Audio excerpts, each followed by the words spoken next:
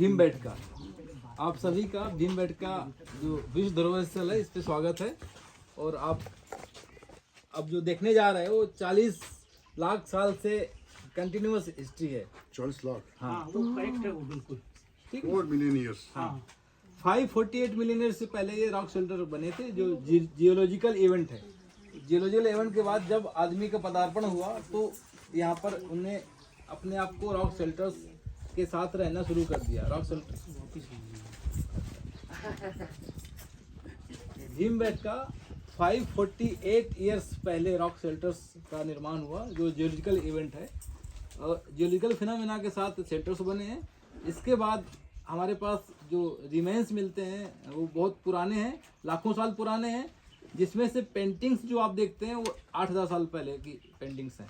तो पेंटिंग्स हम आपको दिखाएंगे, 1 से लेकर 15 तक गुफाएं आपको देखने को मिलेंगी।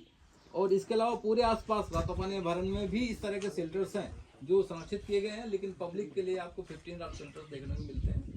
कई रॉक शेल्टर में आपको सुपर इम्पोजिशन मिलेगा, सक्सेसिव लेयर्स में है, एक पीढ़ी ने बनाया फिर अगली बार बनाया, लेकिन इंटरेस्टिंग ये है कि किसी ने मिटाया नहीं है, एक ऊपर एक बनाते गए। बहुत सारी चीज़ें समझने की हम लोग एक्सिबिशन भी कर रहे हैं, तो आप एक्सिबिशन साइट भी दिखा देंगे।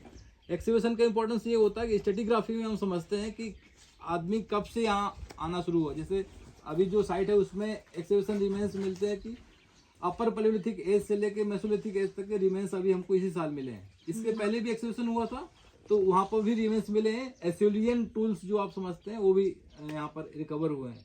तो दुनिया के संदर्भ में हमारी भीमबेटका साइट सबसे प्राचीन बैठती है, यानी इतनी लंबी जीवन काल को दिखाने वाली और कोई साइट नहीं है।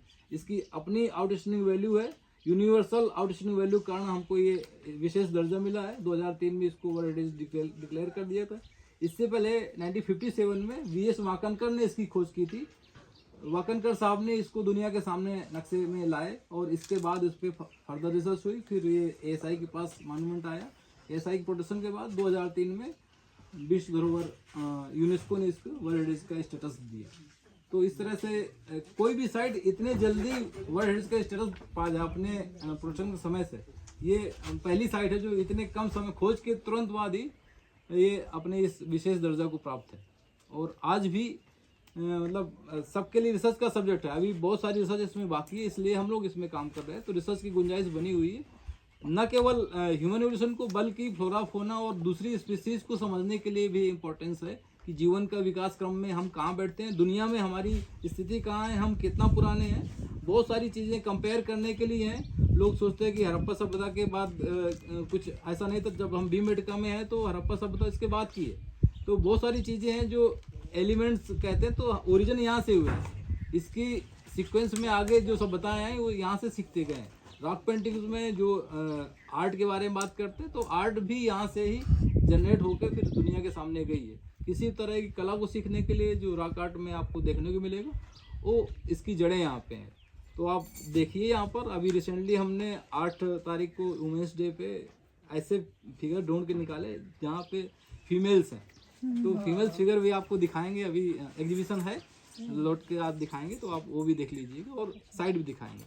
आप थोड़ा गर्मी हो इससे पहले हम लोग जल्दी जल्दी केव्स देख लेंगे। हम बात करेंगे बाद में, कैंप में बैठ के बात करेंगे, ठीक है साथ में।